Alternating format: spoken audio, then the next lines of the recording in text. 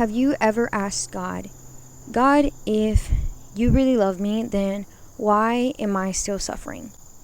When I was 11 years old, I remember that I was having this dream that I was on this school bus, and like this bus was like going really, really fast, almost like if I was in a roller coaster. And when I woke up, I just remember having like this really, really big headache, and feeling like very dizzy. I remember going into my mom's room. At the time, she was like asleep. It was probably like midnight. And I woke her up and I told her, like, Mom, my head hurts so much. Like, I feel really dizzy. I felt really nauseous. Like, and she just told me, like, oh, take ibuprofen. You're going to feel better. It's going to be okay. I went back to sleep. I remember I woke up later on that night and I started vomiting. I think I like fell asleep or something. But later that day, I woke up and it was probably like 9 in the morning and I was perfectly fine, almost like if nothing happened. However, I did feel like really weak. I felt like obviously like very weak because I was vomiting all night. Little did I know this was something that was going to follow me for, honestly, till even now. This vertigo, I like to call it like a vertigo episode. It happens like once a year, every year if I get lucky, which I'm not lucky. A lot of these episodes happen during like my junior year in undergrad. I felt like, what is happening, like this only happens like once a year. Why is this happening more often? So I remember I reached out to my doctor, and I remember I was referred to a neurologist, and she was very sweet. And she told me, Marisela, like, if you really want to find out what this is, like what type of vertigo, it can be like positional vertigo. There's so many types of vertigo. She told me, like, we're going to have to do a vestibular testing on you. Basically, what this consisted of was me being in this tube. I remember that day, waking up that morning and going to my appointment and seeing this big tube looking thing. And basically what I had to do is get in it, sit down, and they kind of like strapped me, but not like in a bad way. It was just like so that way I wouldn't like, if I did happen to get dizzy, I wouldn't fall. I remember that I was being like, my seat was rotating very slowly, but it was rotating, not super fast, but also not super slow. And I had to say like baby names, like boy names, girl names, and stuff like that. And anyway, then I did this other exam where I was basically put in this medical bed that like literally went all the way back, and she put cold water, she put hot water in my ear. Basically, all that appointment, with all the torture and everything, she came to find out that I suffered from something called peripheral vestibular dysfunction. Basically, what that means is that my eye was lacking the coordination. Just to simplify it, I remember she talked to me. She was like, Marisela, like, I know you're going to apply to dental school very soon, but this is a list that is very important for you, because first of all, you can't be stressed. That is going to lead to more vertigo, or more of this type of vertigo.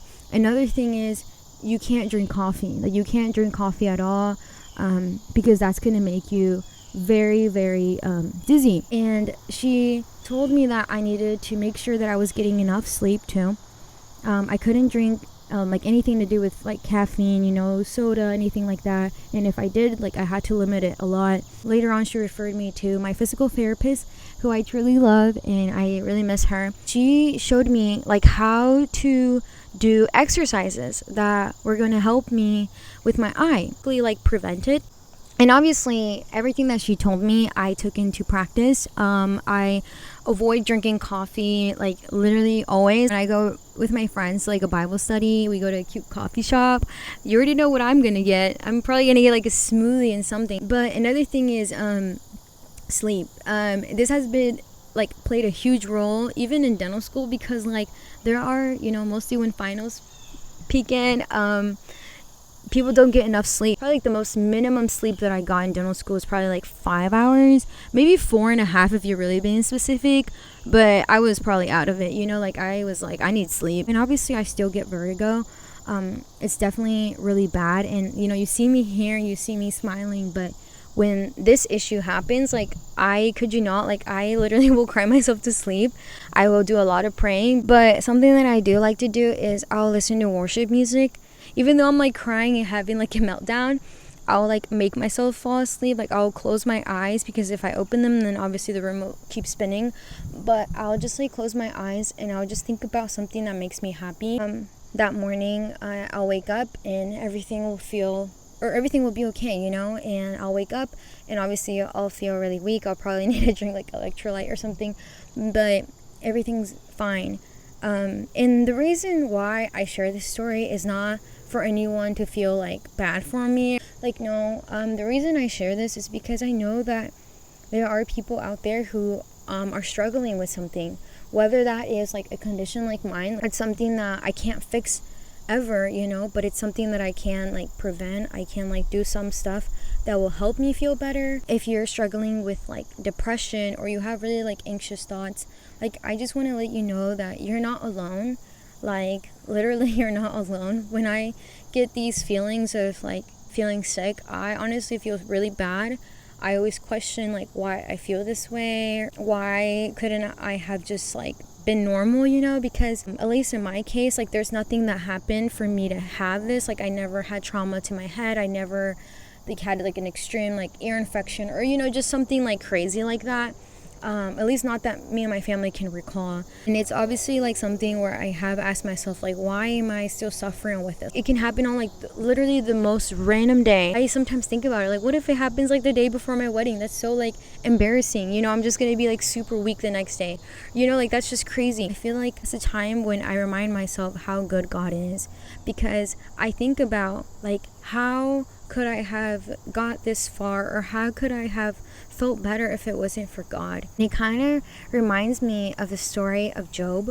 I was reading Job this week, and I honestly really love that story. I read it, literally I read it every time that I feel really sad, or that I feel like I'm going through something that is very difficult. In chapter 1 of Job, I'm just going to basically summarize it, okay? I'm not saying it word for word, but basically what happens is he's like filled with so much of God's faithfulness. Like he's literally so spiritually strong. Like that's literally how I would describe Job. Spiritually strong.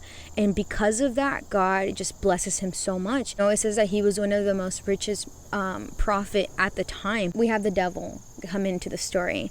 And basically God is like, where have you been, you know? And he's just like, oh, you know, I've been kind of like roaming this place, you know. So that's another thing. Like we have an enemy, and that is the devil, you know. He's always there, waiting for you to fall weary, and you know he's gonna want to attack in any way that he can. And there's 3 things that can attack us. Our own flesh, because we are sinners, but through Jesus we are saved. So our own flesh.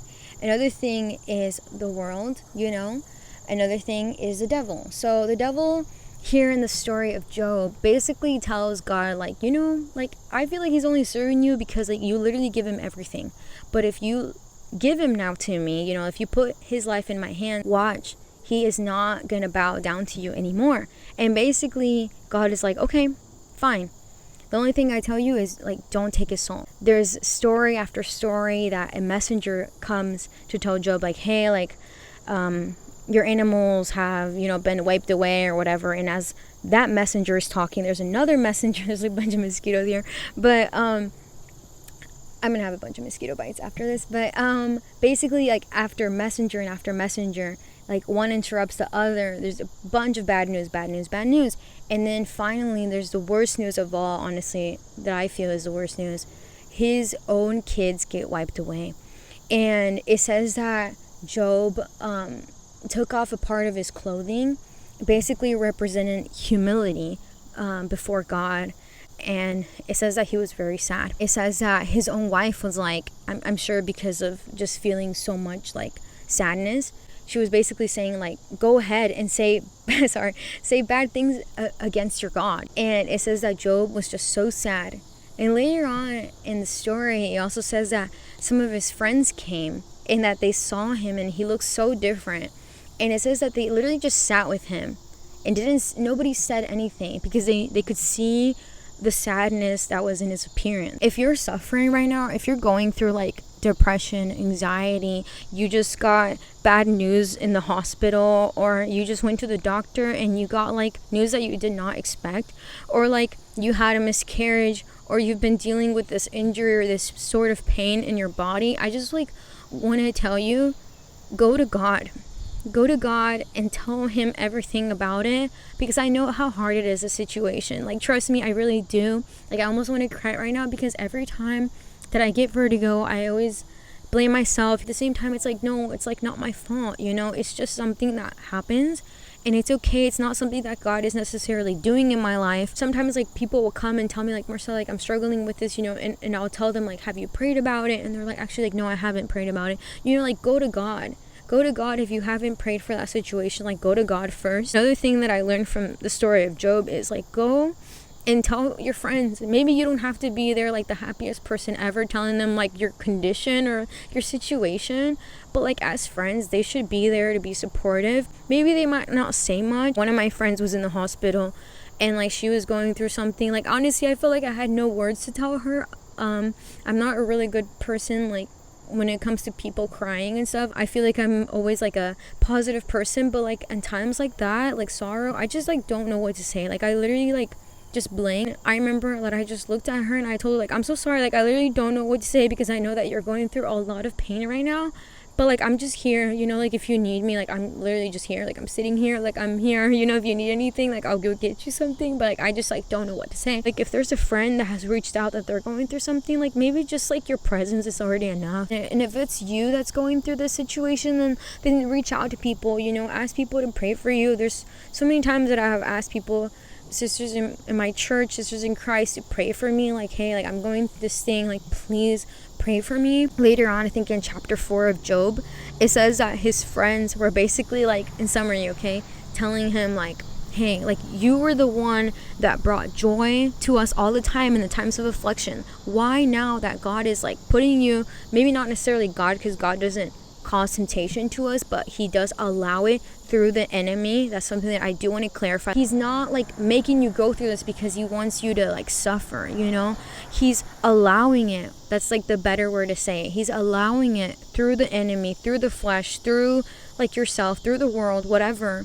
He's allowing it for a purpose. I wish I could know why, but really sometimes I feel like I don't need to know the why.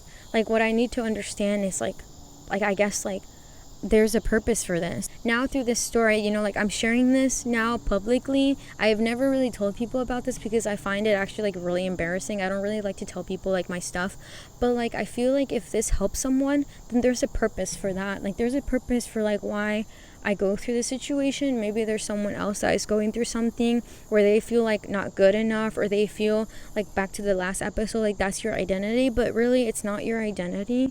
Like God is gonna work through this situation, and just like rely on him, just depend on him, go to him when you're feeling sad, and you know, seek out to your friend. In chapter 4, his friends were saying like, you were the one that motivated or inspired or like gave people like that pep talk, like get it back together, like get back to the grind, you know, don't let this, you know, take you down or whatever. Like, why now that God is putting you through the situation are you feeling sad? That was basically like the whole chapter of chapter 4. And maybe that's you, you know, like you're the person that's always being positive, you're the person that's literally always reminding people of like the goodness, you're optimistic, you know, like I need you to get up. I need you to like, there's this one really good like sermon that I like to hear. It's by Sarah, and it says like, girl, get up. I literally was listening to that like literally yesterday. I just felt like I needed that reminder. I'm not kidding. I've probably played that same sermon like 1,000 times. Even if you're like, it's a slow walk,